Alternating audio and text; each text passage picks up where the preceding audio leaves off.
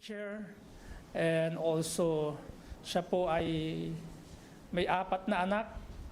Ay, tatlo. Sorry. Sorry for that. May 3 anak, 3 lalaki, at nag-iisang asawa ang ating po speaker, Preacher Albert Lumagi.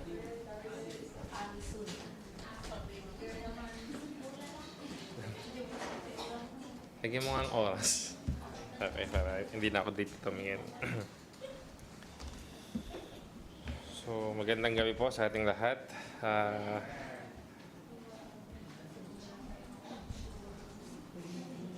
Uy.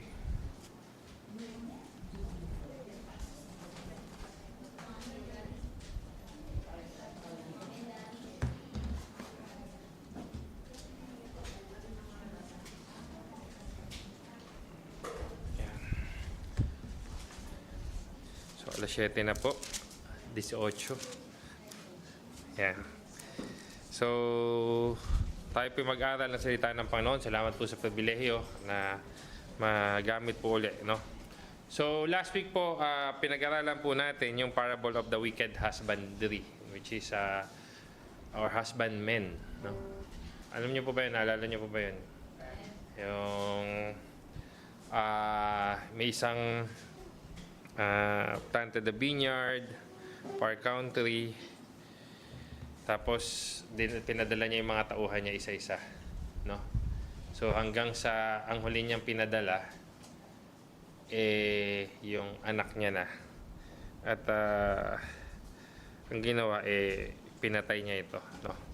So yan makikita natin sa Luke chapter 20 mula verse 9 until verse 18, no? And our lesson or ating pag-aaralan po ngayon is after that, which is Luke 19 to 26. And dito po natin aalamin tayo bilang nilalang ng Diyos. Una, sabihin kong nilalang, saan nga po ba dapat tayo? Para saan po ba tayo? No? So, tayo ay bilang wangis ng Diyos, tayo ay dapat maibalik sa Kanya, bumalik sa Kanya. No? So, yun po yung pag-aaralan natin na tayo bilang anak or nasa wangis ng Diyos, tayo dapat ay maibalik sa Kanya. No? So, pag-aaralan po natin yung mga verses po na to at bago po tayo mag-start, tayo po muna ay manalangin. I invite everybody to stand and let's pray.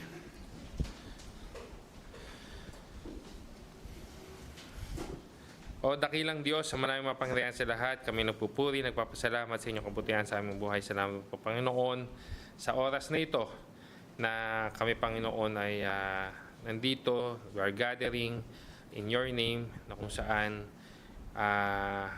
gusto namin, Panginoon, kang makilala, gusto namin malaman, Panginoon, ng iyong mga turo para sa amin. At ako, Panginoon, ay nawa gamitin mo ang tagapagsalita lamang, Panginoon. Maihayag, Panginoon, ang salita mo at bigyan niyo kami, Panginoon, ng kaunawaan. Ikaw magbukas, Panginoon, ng aking mga bibig at ang mga kapatiran ko, Panginoon, ay maunawaan, Panginoon, ng mga salita mo ayon, Panginoon, sa inyong katalinoan, ayon, Panginoon, sa inyong karunungan, Panginoon, at katwiran, Panginoon. Patawarin niyo nawa kami, Panginoon, sa aming mga kasalanan, sa aming mga pagkakamali at pagkukulang sa inyo. Linisin nawa, Panginoon niyo, ang aming mga puso, Panginoon. Linisin niyo po, Panginoon, ang aming mga puso at isipan.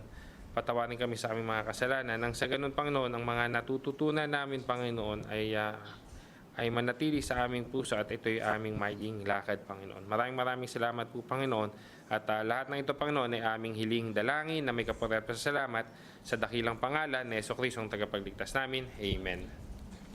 Mag-isip po na po tayo, no? So, punta po kayo sa Luke chapter 20 at sundan po natin yung mula 19, yan po pag-aaralan natin. So, magre-recap lang nga po ako, no? Kagaya nga po nung sinabi kanina, is yung napag-aralan po natin is tungkol doon sa husbandman or the wicked husbandman, na kung saan yung yung may-ari po nito naglakbay nung pagbalik na inutusan niya, which is inutusan niya yung mga tauhan niya para mag-gather kung ano yung mga fruits or para sa kanya, ay una sinaktan yung mga tauhan niya, no? Afterwards, sabi nung Lord of the Vineyard, o ang sabi niya diyan, padala ko kaya ang aking anak, ito katatakutan nila, no? Kakatakutan nila. Pero ang nangyari, imbis na katakutan, makikita natin diyan sa chapter 20 verse 14, sabi diyan, when the husbandman saw him, they reasoned among themselves, saying, this is the heir, o yung tagapagmana, come, let us kill him, that the inheritance may be ours. Para yung kayamanan niya ay mapunta na sa atin. So they cast him out in the vineyard and kill him. No? So pinatay nila yung anak ng Lord of the Vineyard, o yung may-ari, o yung kumbaga yung hari or may-ari. Ayan. But that's the Lord of the Vineyard dito ay ang Panginoong Diyos Ama, at yung Son is ang Panginoong Hesukristo. At yun nga, nagsabi ang Panginoong Hesukristo dito about doon sa pag-reject nitong mga husbandman. Ang husbandman po dito, it's representing yung mga Pariseo, no? Mga Sadduceo, Pariseo, mga Hudyo, no? Na kung saan sinabi ng Panginoong Hesukristo sa verse 17 about prophecy, actually galing to doon sa Psalms, that what is then that is written, the stone which is builded rejected, the same is become the head of the corner. Kung yung stone na nire-reject nila, siya yung mismong tinatawag na yung cornerstone, yung mga sa pagbibuild ng bahay, no? Siya yung pundasyon, yan. Tama ba, Father Andre? Pundasyon, cornerstone, yung foundation. Oh, yung poste, yung malalaki, di ba? Yan. So, so yun po, no? So, ngayon, sa verse 19, na pag-aaralan po natin, sabi dyan, babay-bay po natin, at mamaya, tingnan natin kung ano yung gustong ihayag sa atin ng Panginoon. Verse 19, and the chief priests and the scribe, the same hour sought to lay their hand on him, and they feared the people, for they perceived that he had spoken this parable against them. So, alam nung mga Pariseo na yung sinasabi ng Panginoong Hesukristo tungkol sa parable na ito, na yung tumatanggi yung husbandman na magpapapatay, sila yung pinagpapatukuyan ng Panginoon. The problem here is hindi pa nila automatic na intindihan. Nandun pa rin sila sa gusto nilang ipapatay. Subalit sinabi na ng Panginoong Hesukristo dito na ipapapatay, hindi pa rin nila naunawaan yun, no? So, minsan, iyan po kasi yung katigasan ng puso ng tao, no? Sa katigasan ng puso ng tao kasi ayaw nilang tanggapin ng Panginoong Hesukristo, no? Kaya tayo manalangin tayo na wag patigasin ng Panginoon ng puso natin. No? May mga tao na ang titigas ng puso, alam na, nakikita na nila yung kapangyarihan ng Diyos, talagang nandiyan na totoo ang Diyos, but they are still thinking that they are more wiser than God. They are not accepting God, no? So, yan po, no? Kaya, alam nila, no? Sabi nga dito, they perceived that they had spoken the parable against them. So, yung sinasabing parable, para sa kanila, alam nila eh, no? Pero they are still not accepting that Jesus Christ is the one that prophesying in the Psalms, nung binanggit dito yung sa cornerstone, no? Kasi Jesus Christ quoting dan sa Psalms 118. Now, ang ginawa nila, and they watch him, kasi nga hindi nila, natatakot sila eh. Kasi gusto na nilang hulihin ang Panginoong Hesukristo. No? Gusto na nilang hulihin ang Panginoong Hesukristo. But alam nila na lahat, kasi nung triumphant entry pa lang, di ba, nung mga previous na napag-aralan natin na ang Panginoong Kristo pumasok nga sa Jerusalem, talagang lahat sila naniniwala at hinahantay nila yung Messiah, which is they believe, yung mga nag-antay na yon, they know that Jesus Christ is the Messiah. And itong mga Pariseyo na to, alam din nila kasi paano pumasok ang Panginoong Kristo. Nasa donkey, alam nila yung prophecy about it eh. Pero the thing is, their heart is hardened, no? Matigas na yung puso nila. So ayaw nilang pakialam, ayaw nilang pakinggan yon, ayaw nilang paniwalaan yon, no? So eto ang ginawa nila. And verse 20, and they watched him and sent forth spies which should train themselves just men, that they might take hold of his word. No? So, nagpabantay sila, kumbaga, nag-ano sila ng makikinig sa Panginoong Kristo sa lahat ng sasabihin ng Panginoong Kristo, na magpapanggap yung mga tao na parang sila ay taong mga matutuwid, na talagang nakikinig kay Jesus Christ. Parang taga-sunod, no?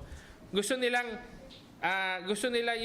yung mga tao na yun na titingnan nila kung saan makakapagsalita ang Panginoong Kristo, na para masilo nila ang Panginoong Kristo. Alam niyo may masilo or matrap.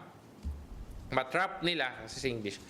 Matrap nila ang Panginoong Kristo sa mismong sasabihin ng Panginoong Kristo para mahuli nila. And they believe that Jesus Christ, kasi nga, ano nga po ba yung laging tinuturo ng Panginoon Kristo dito? About the kingdom, the coming kingdom, the kingdom of God, tama? And everything is in favor doon sa mga Hudyo, ang naririnig nila. Kaya nga itong mga Hudyo na to, talagang yung tenga nila, gustong-gusto nilang marinig yung patungkol sa Panginoong sa Messiah at kingdom, no? Kaya marami sumusunod sa Panginoong Kristo. And sabi niya, that they might hold the words that they so might deliver him unto the power and authority of the governor. So gusto nila, so nag-hire sila ng tao na nag-aabang sila na magkukunwaring matuwid to, magtatanong sila sa Panginoon Hesukristo para sa mismong bibig ng Panginoong Hesukristo manggaling kung paano nila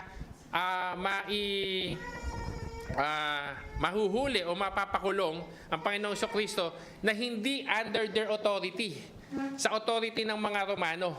Kasi nga, natatakot sila sa tao dahil naniniwala ang mga tao na si Jesus Christ ay propeta or siya yung Messiah, no? Siya yung Messiah na hinahantay nilang matagal na. Eh kung sila mismo ang magpapakulong o kung sila yung kukulong, sila yung magbibigay ng paghahatol, eh magagalit sa kanila ang tao. No, so yun yung ginawa nila. Verse 21, and they asked him saying, so ito yung mga hinayon niyang tao, Master, we know that thou sayest and teachest rightly. No? Napakagandang pakinggan, no? Parang nagkukunwari, tagasunod sila. Guro, alam namin na wala kang, lahat ng tinuturo mo tama, no? Lahat ng tinuturo mo tama, no? And neither acceptest thou any person of any, but teaches the way God's truly, no? So sabi diyan, Master, alam namin na lahat ng tinuturo mo tama. Lahat ng sinasabi mo ay mula sa Diyos. Wala kang tinitingnang person. Kumbaga, parang sa kanila, kahit sino man, hindi ka natatakot. Yun yung gustong sabihin nila. Wala kang kinakatigan. Yun yung sinasabi nila. Ngayon, tanong niya, at lahat ng sinasabi niyo po galing sa Diyos. So, gusto nilang maniwala ang Panginoong Kristo na sila talaga ay tagasunod, no? Ngayon, tinanong nila ang Panginoon si Kristo, is it lawful for us to give tribute unto Caesar or no? Itong tanong po na to, ito yung isang tricky question na kung saan para sa kanila, alam nila na mahihirapan ang Panginoong Kristo kung paano to sasagutin. Sa ordinaryong tao, ihirapan. Kasi biruin mo, bakit? Ang tinatanong, kailangan po ba, tama po ba na magbigay tayo ng tribute o ng buwis kay Caesar? Sabi diyan, tama po bang nagbigay tayo ng buwis kay Caesar? Yes or no? Yun yung tanong nila eh. Ngayon, sa panahon po nila, itong mga Hudyo, hirap na sila sa pagbibigay ng buwis sa mga Romano. Okay? Makikita po natin na, di ba, yung mga tax collector nga para sa kanila, ito yung mga makasalanan. Tama? Yung mga tax collector. No? Kasi galit na galit sila dyan. So ngayon, it's a tricky question na para sa kanila, ito yung isasagot ng Panginoon Kristo. Pagka ang Panginoon Kristo sumagot ng magbigay kayo ng tribute kay Caesar, yung mga audience ng Panginoong Kristo, parang hindi na maniniwala sa kanya. Inaantay nga namin na makalaya kami sa Roman eh. So parang, bakit panig ka pa sa mga Romano? Tama? So yun po yung mangyayari.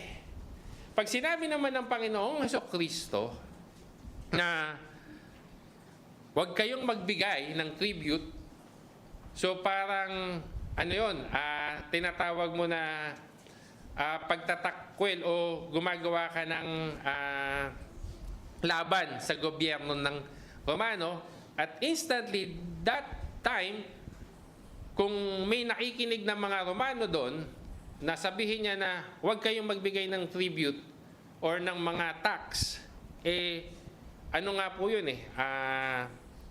panukalang batas nila yun So, ibig sabihin, you're against the government. Ang gagawin naman po nun sa kanya, ipapahuli siya ng gobyerno at siya ikukulong. So, wala na. So, para sa mga pariseyong ito or sa mga religious leader na ito yung pinakamagandang question na bigay nila sa Panginoong Kristo, na kung saan hindi nila, alam nila na kahit saan man sumagot ang Panginoong Kristo, matatrap siya. Na talagang, man ang isagot ng Panginoong Kristo, talo. Yun yung iniisip nila. No? Yun yung iniisip nila at yun yung gusto talaga nilang mangyari. So, naghanap sila ng isang mabigat na question para masilo nila ang Panginoong Kristo. Okay. Ngayon, ang sabi ng Panginoong Kristo, sumagot dyan, but he perceived, verse 23, but he perceived their craftiness and said unto them. So, alam ng sabi niya, sinabi ng Biblia na alam ng Panginoon yung gusto nilang mangyari, at sinabi nila ng Panginoong Kristo, why tempt ye me? Bakit nyo ko sinusubukan?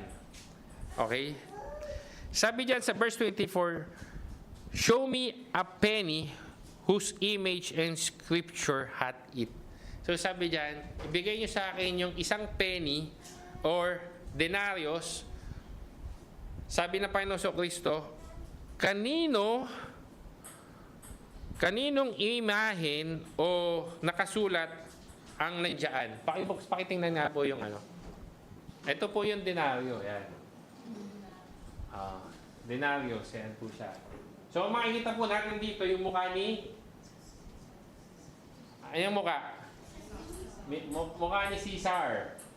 Ito, kingdom niya. Yan, nasa likod niya. Nakaupo siya sa trono. No? Tama, no? Trono yan. No? Ang equivalent po daw niyan, sa aking pag-aaral, isang araw na sahod na manggagawa. No? Kung meron kang isang ganyan, may isang araw na sahod na isang manggagawa. No? And dito, makikita pa rin po natin dito, actually, napansin niyo po yung natin dito, pera natin sa UAE. May nakita po ba kayo, ha? May nakita po ba kayong yung mukha? May pera ba tayo dito mukha ng tao? Ha? teapot, mga ano. Pero walang mukha ng tao, kahit sa pera, sa papel. Yung stock lang ng Sheikh Zayed na 2020 Wala pa tayong nakitang mukha, no? sa edition. Wala pa tayong nakikitang mukha ng tao. No? Hindi nga, sa pera ng dirham. Sa pera ng dirham. No? Wala tayong makita. Dito, ito ay nire-representa pa lang. Ito po, nire-representa pa lang. It's an idolatry. Okay? Idolatry na po ito. At kung sasabihin nila na ng Panginoon Kristo na magbigay ka ng tribute, tama lang yun. It is good na magbigay ka ng tribute. Parang sinusuportahan ng Panginoong Kristo yung pagiging idolatry. No? Okay? Naintindihan nyo? Jesus Christ supporting the idolatry. At kasi nga, unang-una yan, yung mukha nila, nakasulat yan, mukha ni Caesar. Ganyan po yan, no? So, pagka sumagot ang Panginoon Kristo, tama lang na magbigay kayo ng buwis ng kay Caesar at tama lang yan. Yan yung sinagot ng Panginoon. Kung iyon ang sasagot, kung iyon ang isinagot ng Panginoong Kristo, no? So, hindi niya tahasang sinagot yan kaagad, pero yun yan, tinanong. So, ang tanong niya, kaninong imahen? And dito po natin makikita kung ano baka dapat ang dapat natin gawin, no? So, sabi diyan, whose image and superscription had it? So makikita natin diyan yung mukha ni Caesar at yung trono niya. At sa aking pag-aaral din, yung mga pangalan ng Caesar, may equivalent daw yan. Yung isang Caesar, ang sabi, Son of God. Sumunod na Caesar, Prince of God. Okay? So, doon pa lang, pagka sinagot ng Panginoong Kristo talaga na, sige, tamang magbigay ka, no? Ay lalabas na parang Jesus Christ is supporting. So, ngayon, sa mga tao na nandoon na nakikinig, parang hindi tamang sagot yun ng Messiah. Kasi ang ina-expect nila, it's para sa kanila in benefits ng mga Hudyo, no? Ngayon, ang sagot ng Panginoong Kristo diyan nung tinanong siya, ang sagot ng mga tao, they answered and said, Caesar's. So sinabi nila, kay Caesar, no? At dito, verse 25, ito ang sagot po ng Panginoong Kristo. Verse 25, and they said unto them, render therefore unto Caesar the things which be Caesar, and unto God the things which be God's. And they could not take hold on his word before the people, and they marveled at his answer and held their peace. No? Sabi ng Panginoong Kristo, ibalik kay Caesar ang para kay Caesar, and unto God the things which is God. No? Dito po makikita natin yung sinasabing, pag sinabing render, alam niyo po yung ibig sabihin ng render? Give back. Ibalik. No? Ibalik po natin. So, ang Panginoon Kristo, sinabi dito, nung sinabi nila, sila ay hindi nakapagsalita. Di ba? Sabi niya, and they could not take hold of his word before the people, and they marvel in their answer. Hindi sila, yung iniisip nilang trap na para masilaw ang Panginoon Kristo, mapahuli sa Romano, or yung mga mananampalataya niya o yung tagasunod niya ay mag-against sa kanya, hindi nila nakita yon, kasi sasagot ng Panginoon Kristo. At dito, sinasabi po dito na ibalik kay Caesar ang para kay Caesar. Kasi yung mukha, di ba? Bakit po sinasabing ibalik kay Caesar para kay Caesar? Actually, that's the reason yung sa atin, no, sa ating gobyerno, na minsan, ito po, no, kagaya sa atin sa Pilipinas, maraming problema sa Pilipinas ngayon, no, gobyerno, no. Po lagi nating tatandaan, ang gobyerno po, no? Ang Diyos mismo, hindi ko sinasabing ipinagkaloob o ang Diyos mismo, meron po siyang kaalaman sa lahat, no? We know everything, alam ng Panginoon, no? May kapahintulutan ang Panginoon. Kasi po, ang gobyerno po ay mula din yan sa Panginoon. Intindihan po? Pag binuksan po natin yung Isaiah chapter 9, no? Verse 6, mababasa po natin dyan yung pagdating ng Panginoong Jesucristo, no? Sabi dyan, "For unto us a child is born, unto us is a son is given, and the government shall be upon his shoulder." No? Yung government, sa kanya din yan eh. No? Kaya kung ano may nangyari, may kapahintulutan. Kita mo yung nangyari sa nangyari sa mga Hudyo, 'di ba? Napunta sila, nasakop sila nila King Nebuchadnezzar, 'di ba? Kahit sabi nga ni sabi ni Jeremiah, 'di ba? Yung for I know the thoughts towards you, said the Lord. Doon patungkol yun sa pag binasa mo yung buong konteksto nun, ang sinasabi kasi doon, sumunod lang kayo sa gobyerno na yon, sasakupin talaga kayo. Pero huwag kayong mag-alala, at the end bibigyan ko kayo ng good success, no? Gobyerno yon. Sabi ng Panginoon kay Jeremiah, sumunod lang kayo, magpasakop kayo. Kasi bakit mamatay lang kayo dyan eh. Ayan yun, magpasakop kayo. So anong ibig sabihin? Minsan, pagdating sa government, kasi dito pwede natin makita yung government and God, no? Ang government, sinabi ko nga kanina, mas mataas ang Panginoon dyan. Pero siya ang may hawak dyan. Siya ang may control dyan. Na kailangan lang din nating maunawaan, no? Kailangan lang din nating sumunod.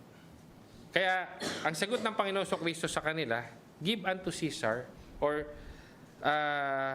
render therefore unto Caesar the things which is Caesar, be Caesar. Ano nga po ba yun? Kagaya niya sa gobyerno, tayo kailangan nating magbayad ng buwis. Bakit? Yun yung mga ginagamit sa mga infrastructure ng gobyerno, di ba?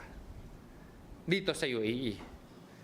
Sa Pilipinas, 30% yung buwis natin, no? Natawa yata kayong lahat, ha? Hindi, tama naman. Yung buwis natin, no, 30% no, nagagawa sa infrastructure, nagagamit naman. Hindi ko lang po alam saan napunta yung 70 or 50. Pero siguro alam na ng iba yan. Pero yun nga, gusto kong i-point na ang sagot ng Panginoon Jesucristo, ibalik natin yung sa gobyerno kasi sa Kanya din galing yan eh. Kumbaga, may kapamahalaan ng Panginoon dyan. No? Sabi din sa Romans chapter 13 verse 1, let every soul be subject unto the higher power. No? Romans chapter 13 verse 1. Sabi diyan, let every soul be subject unto the higher power, for there is no power but of God. Intindihan niyo po? Ibig sabihin, kung nandiyan yan, ang Panginoon ang nagkaloob dyan. Ang Panginoon ang nagbigay dyan. Kasi bakit? Maraming ginagawa ang Panginoon para dyan, para sa ating katutunan. Okay? Intindihan po?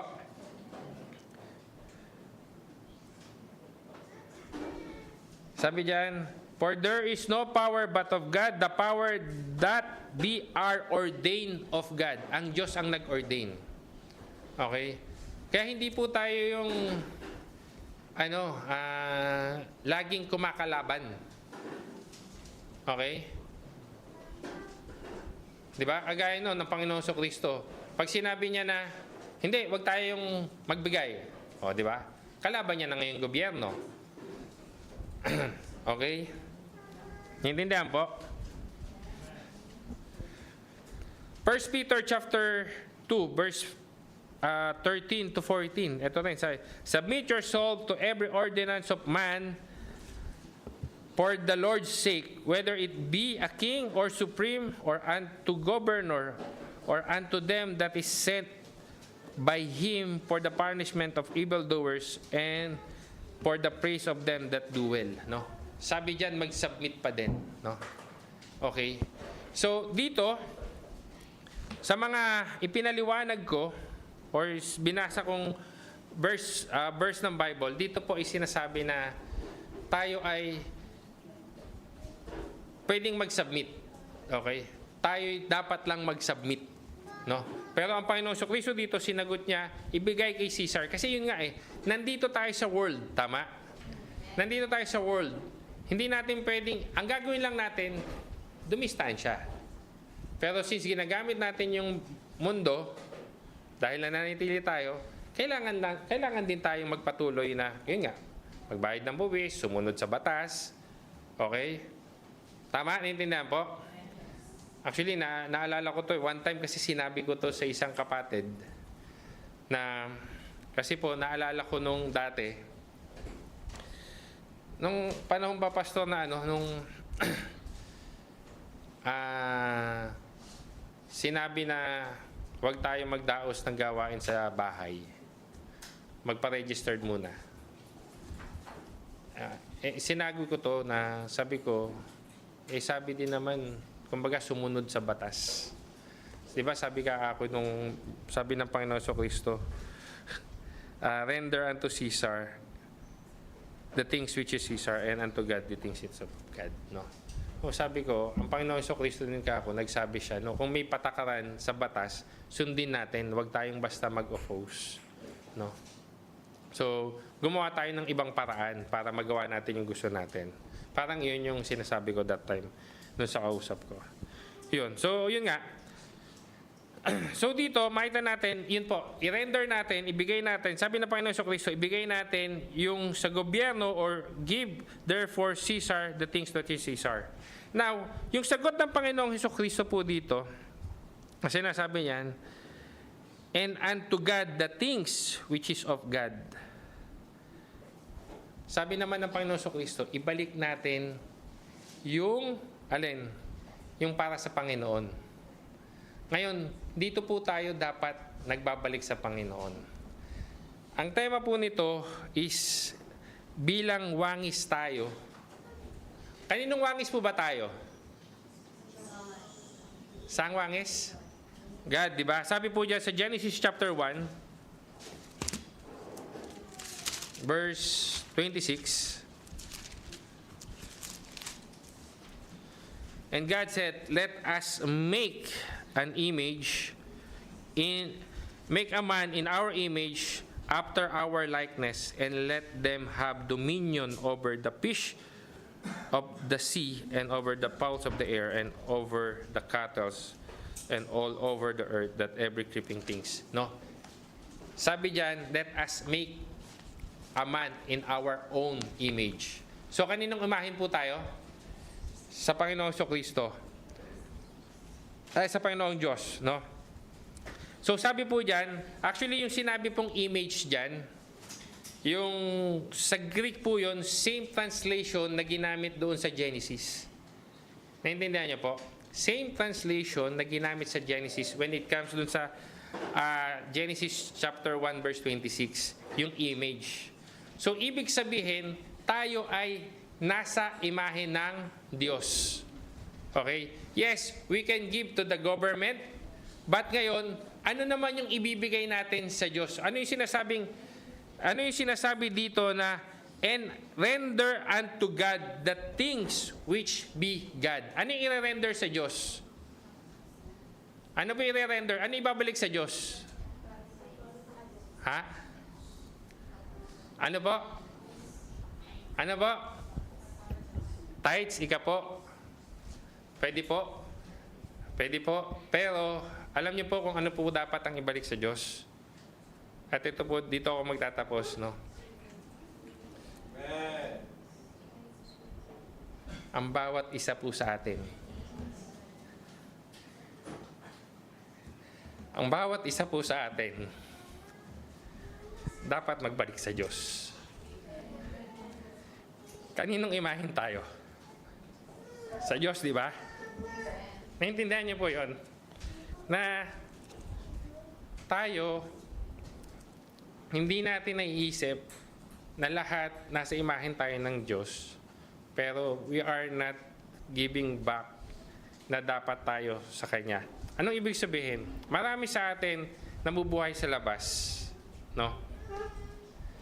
Marami sa atin nabubuhay sa labas na hindi nila naunawaan na tayo ay niligtas ng Panginoon, na dapat bumalik tayo sa Kanya. Naintindihan niyo po yun? Yes, naisip natin yung tithes, tama naman po. Pero ang pinaka-importanting mabalik muna sa Kanya, tayo. Dahil tayo Kanyang nilalang, tayo.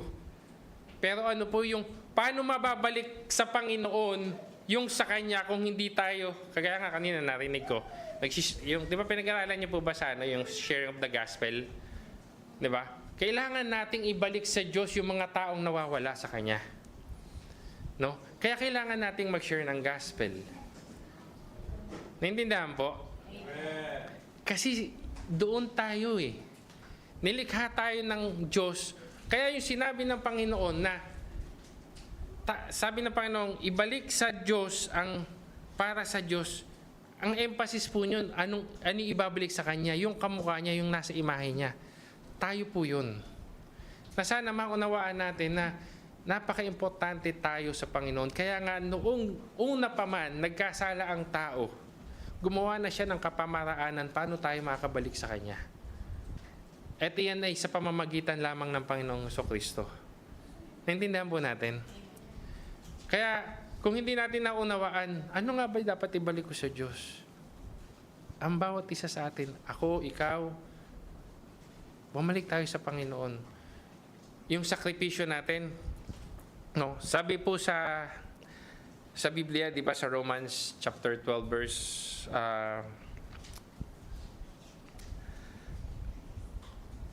Romans chapter 12 verse 1 po ba yun? Balik, kumbaga, sakripisyo natin yung buhay natin. No? Romans 12. I beseech you therefore, brethren, by the mercies of God, that you present your bodies as a living sacrifice, holy, acceptable unto God, which is reasonable service. Yung service natin, magpagamit tayo sa Panginoon, yung sarili natin para sa pagbahagi ng Ebanghelyo. Intindihan po? Kailangan nating maibalik sa Panginoon yung mga kaluluwang nawala sa Kanya. Na ma-share natin yung gospel. At yung mga tao, yun po yung dapat nating ibalik. Yun yung sinasabi ng Panginoon. Na i-render natin, ibalik natin. Ngayon, pangalawa na lang yung, sige, yung mga tithes and offering natin. Pero yung unang-una, tayo muna yung kailangan magbalik sa Panginoon. Tayo muna. Kasi tayo yung wangis niya. So, pag bumalik na tayo sa Panginoon, madali na nating masusunod yung iba. Kasi nandoon na po yung pananampalataya natin sa Kanya. No? Nawa, sana po, bilang wangis ng Diyos, no? Bilang wangis ng Diyos, dapat tayong bumalik sa Kanya. Yun yung image na sinasabi ng Panginoong Jesucristo. Maiksi lang po yung mensahe, pero sana maging maunawaan po natin yun. Maging ano sa atin na, o nga, ano, imahin ako ng Diyos. Dapat yung ginagawa ko kagaya nung sa Kanya. Yung mga ginagawa ko, yung sacrifice ko, kung ano yung imahin, kung ano yung dapat na gusto ng Panginoon, nang ginawa niya nung nilikha niya ang mundo. Kaya nga doon sa Ephesians, if I'm not mistaken, sa Ephesians, yung sinasabi doon sa pagkalikha, no? That we are, bago pa lang likhain ng mundo, tayo yung Kanya nang pinili. Kasi pinili niya tayo asaan, yung mabubuting gawa. Lahat kasi once you see the Genesis, mababanggit doon lahat magaganda ang ginawa ng Diyos. Walang pangit, walang masama. Kaya tayo dapat, ano lagi natin ginagawa? Puro mabuti lang. Na kung saan, yun yung makakalugod sa Panginoon. Amen po? So tayo po'y manalangin. O dakilang Diyos, sa manaming makapangyarihan sa lahat, kami ang pupuri, nagpapasalamat sa inyong kabutihan sa aming buhay. Salamat po, Panginoon, sa isang mensahe na nagpaalala sa amin na kami nga, Panginoon, ay inyong wangis. Na kung saan, bilang wangis nyo, Panginoon, kami, Panginoon, ay dapat bumalik sa inyo kagaya ng sinabi nyo, Panginoong Kristo, nung kayo tinanong. Dalangin namin, Panginoon, na nawa kami man, Panginoon, ay bilang iyong mangis, makalakad kami, makapamuhay ng mabuti, Panginoon. Yung mga ginagawa namin, maging sakripisyo namin ito para din maibahagi, Panginoon, ng inyong gospel. Maibahagi ang inyong kaligtasan na kung saan, Panginoon, yung mga tao na hindi pa nakakarinig o nakakaunawa, sila, Panginoon, ay makarinig din, Panginoon. Nang sa ganun, Panginoon, ay maibalik sa inyo, Panginoon, yung mga dapat po sa inyo, na kung saan kami yon, Panginoon, yung mga nilikha mo, Panginoon. At dalangin namin, Panginoon, na gamitin nyo ang bawat isa sa amin para nga po, Panginoon, maisagawa yun, Panginoon. Huwag kaming makapamuhay lang na, Panginoon, na parang feeling namin na ligtas na kami at nakaupo na lang. Dalangin namin na tulungan nyo kami na makapamuhay, na ikaw, Panginoon, yung nakikita sa aming mga buhay, na iyon, Panginoon, yung naibabalik namin para sa inyo. Maraming salamat din sa paalalang ito na dapat din kami sumunod, Panginoon, sa mga gobyernong iniyatang mo, na kung saan kayo, Panginoon, ang mas nakakaalam ng makakabuti sa aming lahat, Panginoon. Maraming salamat po, Panginoon. At lahat na ito, Panginoon, ay aming hiling dalangin na may kaporeto sa salamat sa dakilang pangalan ni Jesucristo, tagapagligtas namin. Amen.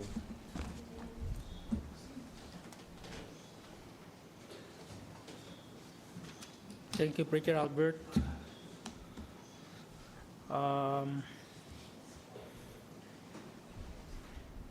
Tama po yung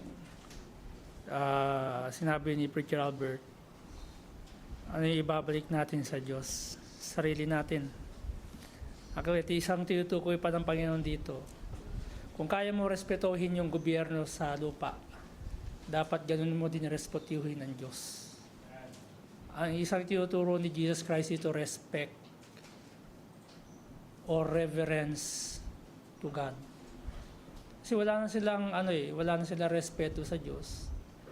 Mas natatakot na lang sila sa reigning power of man, hindi na sa Diyos. Kaya nga, very unblameable ang Panginoon pag sumagot, render unto Caesar the things which of Caesar, and to God the things of God. So what are the things of God? Ano yung bagay na meron sa Diyos na hindi natin nagagawa? Respect. Yung pagbabalik ng tithes is a way to respect God, to reverence God, because He owns you. He owns us. A while ago, Elijah asked me regarding the song. I told, the song says that through the mighty power of God, we've been created. And so we are belong to God. We are belong to God. You and I, though this world, the people outside, though they are unbeliever, they are created in the image of God. But what we are going to do, we must to restore them to God through the gospel. And napakahalaga po ng gospel. The gospel that changes lives. Tapos ino-hold natin yun in our hands. Every time na tayo ay pumupunta sa church,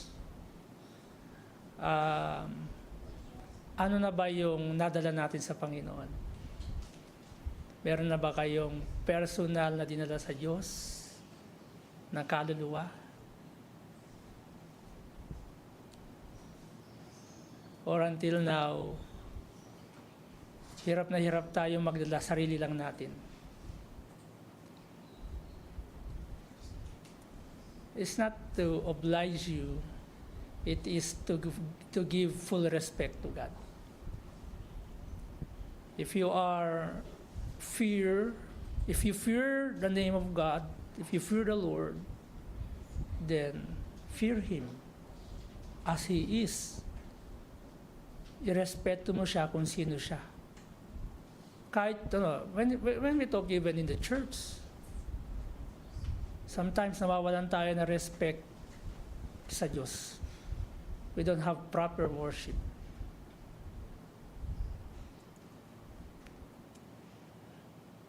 Unrespect yun sa Panginoon. Though you are here, but you make the name of God, you disregard the name of God, you disregard the presence of God, you disrespect the presence of God in your lives. That's why every time, Saturday night, pray to God, Lord, I want to be ready to worship you. Make my life an hallelujah. Make my life a vessel unto your glory. Give me a heart to focus you. At the end of the day, you will know who He is in your life. Okay? Kung sino ang Panginoon sa buhay nyo. Hindi lang kayo pumunta sa church kasi may ladies fellowship. Hindi kayo pumunta sa church kasi merong Lord's table. Okay? The aim na nandito kayo is to give reverence to the Holy God. Okay? So thank you very much, Preacher Albert, for the message. And let's have a closing hymn. And after that, closing prayer. And after the closing prayer, yung lahat ng mga hindi pa po nag-partake ng Lord's table, dito po tayo sa harap. Tapos yung iba po na nag-partake na, you may exit. Meron po tayo doon sa, habang po nagpe-prepare yung iba ng pagkain, you may exit and enjoy the fellowship with the other brethren. Okay, may I call now our song leader? Once again, open your hymnal books to hymn number 42. Please all arise. Let us open our hymnal books to hymn number 42. Let us sing the second stanza of I Am Thine, O Lord.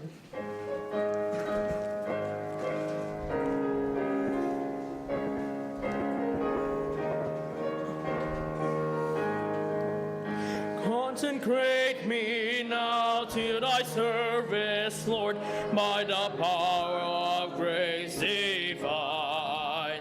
Let my soul look up with a steadfast hope, and I will be lost. On the chorus, let's sing pleading freely and a cappella. Ring nearer, nearer, blessed Lord, to the cross where thou wast died. Draw me near, nearer, nearer, blessed Lord, to thy precious bleeding side. Remain standing, Father. We glorify your name above else, O Lord.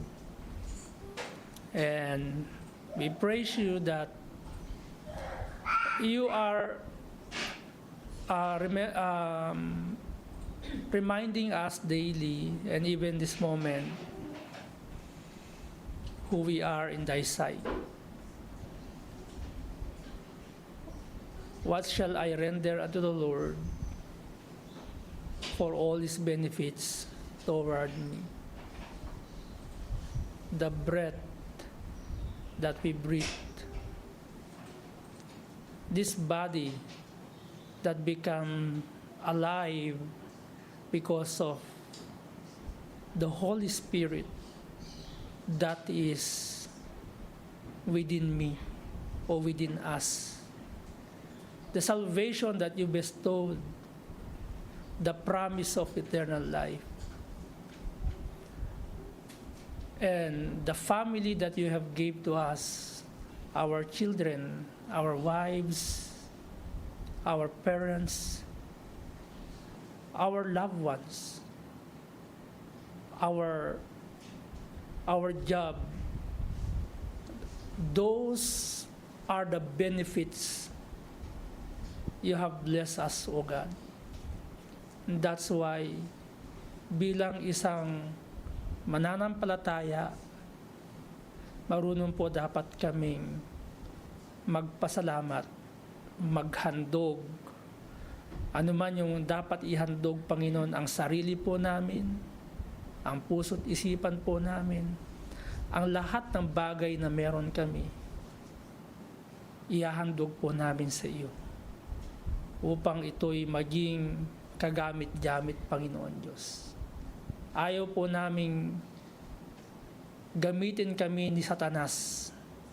Ang panalangin namin at pagmamakaawa namin, O Diyos, kami inyo, gamitin niyo po kami. Nais po naming ipagamit ang aming katawan. Ang lahat ng abilidad na galing sa iyo na meron kami, ipapagamit din namin sa iyo, Panginoon Diyos.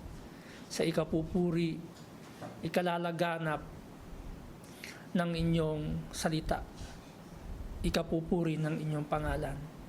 Sa oras na ito, Panginoon, aking pong dalangin, napatawarin niyo po kami sa lahat ng aming pagkukulang. Sa lahat ng mga bagay na kung saan pinagkasalahan po kami. Ito man ay pagnanakaw ng oras, ng araw, ng pera na galing sa iyo, na kinukumit namin sa kinukuha namin, ayaw namin ibigay sa inyo. Ang hininga na ibinigay mo sa amin, hindi namin nagagamit upang magpuri sa iyo. Ang mata na dapat gamitin namin sa pagbabasa, hindi namin nagagamit sa iyo. Patawad po, Panginoon Diyos. Humihiling po kami sa oras na ito. Inilalapit ang aming sarili. Tulungan niyo po kami. Sa araw-araw, Panginoon, na ginagawa po namin, hindi po namin kaya kung hindi sa biyaya mo lamang, Panginoon Diyos. Kaya nagmamakawa po kami. Biyayaan niyo pa po kami, tulungan niyo po kami. Ama, iniling ko po ang flight ni Brother Joel at ni Brother David bukas ng gabi. Galing ng Hong Kong, galing business trip, Panginoon Diyos.